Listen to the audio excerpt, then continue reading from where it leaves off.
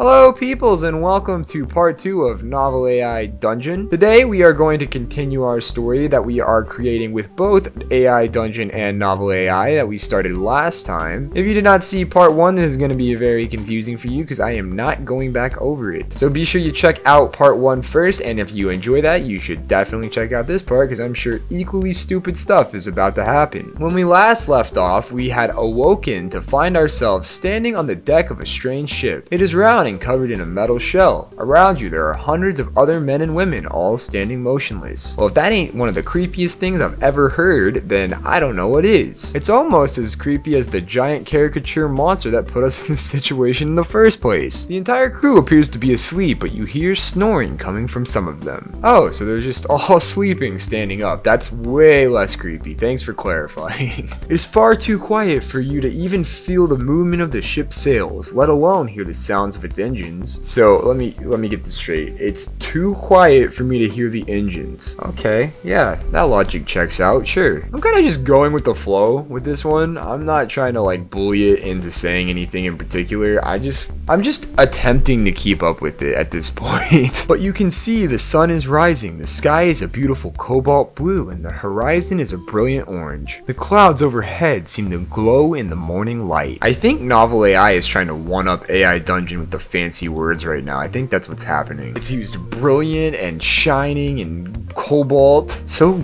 beautiful. And then AI Dungeon's like, anyways, you look across the deck and see that it is empty. What happened to all the feckin' sleepwalkers? What? At first, you assume that this is just another part of your dream and you quickly begin to question your sanity. Alright, so what I'm gathering is that the caricature monster has like some kind of poison in his claws or something that sent us into this fever dream. And my character is pretending like all of this stuff is normal for some reason.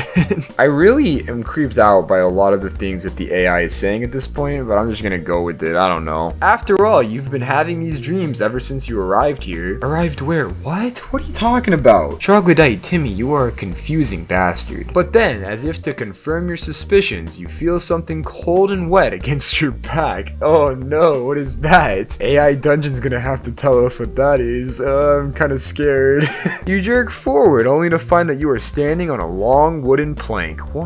You look back at the empty deck and see nothing but the smooth metal surface. But what was on my back? I want to know. Hold on, we're gonna retry that one. It's a hand. It belongs to a crew member. The hand rises and falls rhythmically, as if the individual is simply sleeping. But you can see that the hand is not empty. Oh no, what's in the hand? Oh! I don't know what I'm doing. I'm just trying to make it more interesting. The AI kind of sucks at telling stories, doesn't it? The fingers are clutching a small object which glints in the sunlight. A knife. The hand reaches down again and you feel it slip between your shoulder blades. Okay, that's probably not good. Let's not play with a knife near my shoulder blades, please. Let's go play with a knife near Westbot's shoulder blades instead, okay? Stay away from Troglodyte Timmy, he's my baby boy. You can feel the cold steel pressing into your skin, but you don't see any blood. The hand continues to shake you for a moment, then grows light and distant. Again with the shaking, suddenly you find yourself lying on a bed in a room with no windows. It is dark except for a single candle that flickers slightly in the corner. Alright, I'm gonna have to add something else to this story to make it a little bit more entertaining here. What could I add? Westbot's not gonna approve of this line. I said the green Teletubby enters the room armed with the biggest dildo you've ever seen, aka the Black Destroyer.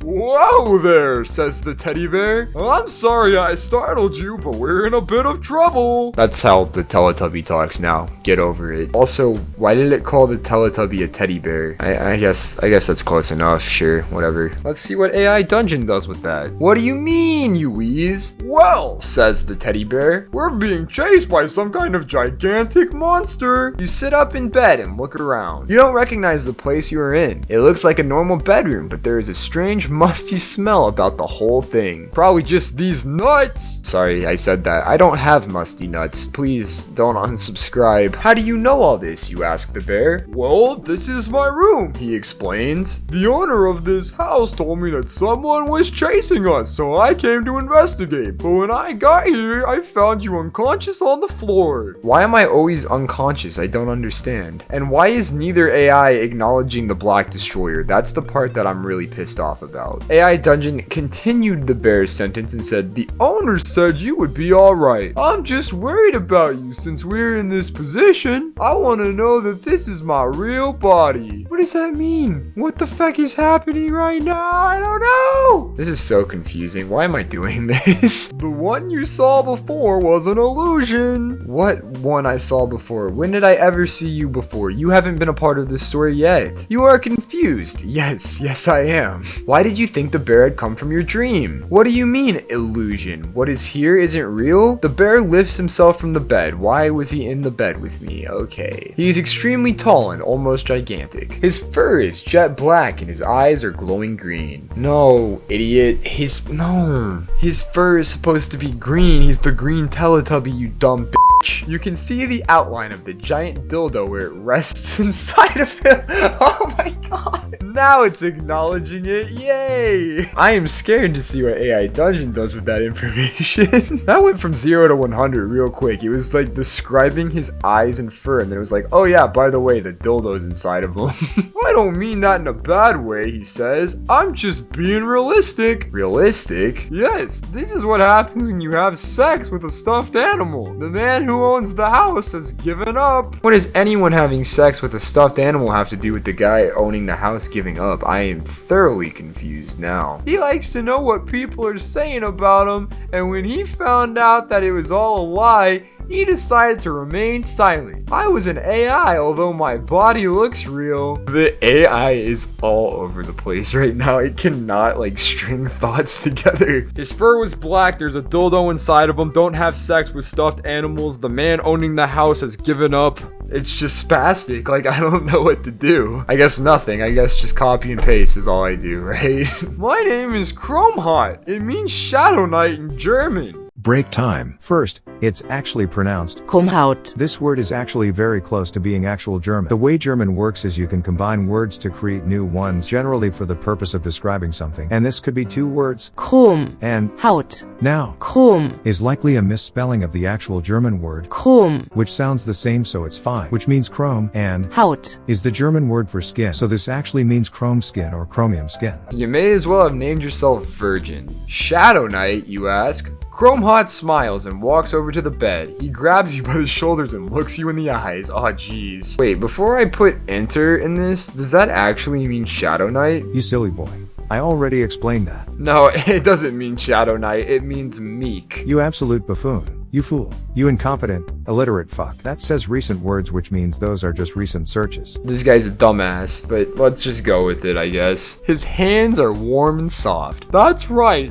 My job is to protect the realm of dreams from evil invaders. And that is exactly what I'll do for you. Alright, but can you do it in a less sensual way, please? I will protect you from the monster that is chasing you and help you get to the next stage of your dream. What is the next stage, you ask? It's up to you, really, replies Chromehot. But you'll be facing off against a powerful enemy that is much more dangerous than anything you've faced before. I'll have you know, I once faced a giant caricature, so I doubt it. My character just replied, okay. He's like, this is gonna be the biggest challenge of your entire life. And my guy's like, okay. The bear begins to walk towards the door. He reaches out to the handle, but it does not turn. I can't open the door, he says. Some protector this guy is. He doesn't even know how to open a fucking door. It's locked, but if you follow me, we can find another way to escape. The two of you begin walking through the darkened hallway. The air smells musty and old. What is happening? Oh my god, training the AI. Please tap on the response you'd like to keep. Oh, this is new. So we can either keep your feet stumble along the floor as you walk. At last, you hear the sound of a door being slammed open. Chromehot stops in his tracks and turns around. Or we can choose, you can hear the sounds of the night coming from the far reaches of the house. You follow the bear and notice a door in the hallway. I like this one. There's more action and I'm trying to get some action up in this bitch. So we chose, your feet stumble along the floor as you walk. At last, you hear the sound of a door being slammed open. Chromehot stops in his tracks and turns around. Oh no, what's it gonna be? There's a strange noise like a growling dog coming from behind them. Quickly, whispers the bear. There's a secret passage that leads outside. I wish I could play this story right now. I would definitely get Chromehot killed, but unfortunately I can't type anything because I told you guys that I would just let the AI do the story. The two of you dash down the hallway towards the door. You can hear the growling getting louder. You see an open door in the distance illuminated by the faint light of an oil lamp. You reach the doorway and look around. You see nothing but darkness and you can smell something foul and rotten. Like Westbot's nuts! Got him! The air around you is hot and humid. Chromehot turns the handle of the door. It does not turn. Well, we feckin' been here before. The door is locked, he whispers. Another way must be found. Alright, we need to end this story somehow, so either the AI does it soon or I do it myself. What's the other way, you ask? There's a tunnel leading under the mansion, he explains. We should hurry before the monster catches us in here. I like how this turned into like a horror film. This is great. The two of you walk down the hallway for about 5 minutes. Wow, that's a long ass hallway. Every now and then you hear the sound of a heavy footstep getting closer. The monster's getting closer. Can the monster just fucking murder us already, please? The monster's getting closer, warns Chromehot. You need to be quiet. The footsteps continue to get louder. Then suddenly they stop. I can't bear it anymore. I need action. I crave death. I mean, let's see what happens if I start screaming. Ha ha ha. I just said you start screaming very loudly to get the monster to come murder you and Chromehot. But the footsteps do not resume. The monster has stopped, explains the bear. You are confused. You thought the monster was going to come kill you. No, the monster has realized that we are already here, he says. And now it is lying in wait for us to take the bait. Alright, like I said, I'm trying to get us killed, so I just said, you take the bait. Chromehot points to a large metal door at the end of the hallway. The door looks very old and rusty. Chromehot nods to you and then opens the door. You step into the room and see a huge black and red spider. That's called the Black Widow, Dad. I know this because they're prevalent in Alabama where I'm from and they're very dangerous. Those little feckers can actually kill you, so like if I ever find one, I'm gonna totally let it bite me. I mean, dude, run away. I totally won't allow it to bite me several times.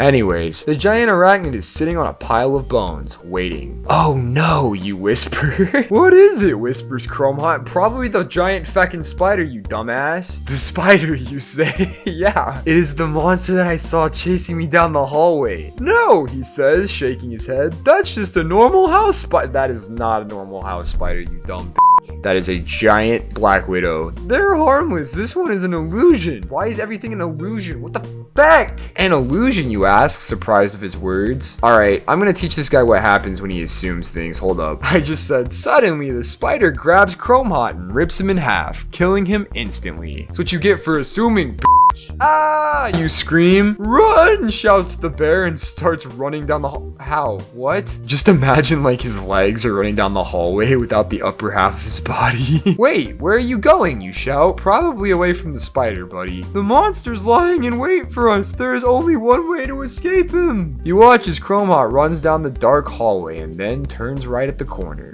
I said the spider is waiting around the corner and rips Chromehot in half a second time, hopefully killing him for good this time. Chromehot, you call out in horror, but the bear just flies by you as if he was never there. Yay, Chromehot's dead. Now kill me. Me next, me next. You watch helplessly as he disappears around the bend. No, you moan. Oh, you moan. Hold on. No. You moan, turning to face the spider. I said, me next, you ask the spider, hoping it rips you in half. Instead, the spider scuttles over to you. It wraps its legs around your waist and lifts you up off the ground. Hey! We're just gonna let the story play out in NovelAI now. I'm really tired of copying and pasting, and I really gotta end this episode. It's way over time. Hey! You cry out as you fly through the air. I'm sorry, it tells you. Don't worry, it continues. You won't feel a thing. Okay, you say enthusiastically. sarcastically. You're flying towards the open door. You pass through the doorway and find yourself outside. It is nighttime now. I need to die so this episode ends. Alright, in order to get myself killed, we're gonna copy this over to AI Dungeon, okay? It says, the sky is filled with stars like a cosmic clock. The air is cool and fresh. Chromehot appears out of nowhere and starts to speak. No! He's dead, mother. Hold on, I got this, don't worry. We're just gonna go to the do under AI Dungeon and just say, die. You die. Find yourself floating away into the universe. The pain is over now. The agony of death is all but gone. You have left this world of pain and you feel good. Sure, why not? That sounds like a fantastic ending. Okay guys, well this was really weird, but if you enjoyed it, then let me know, and like I said in the last episode, we will totally do more of these. If you want more information about what we can do with this in the future, you can go watch the end of last episode. I really don't feel like repeating it right now because I'm a lazy bastard. Other than that, I hope you're having an amazing day. Don't forget to leave a like if you have not yet, and subscribe to the channel if you're not subscribed. I love you all, and I will see you guys next time. I'm a ghost now, floating away. Ooh.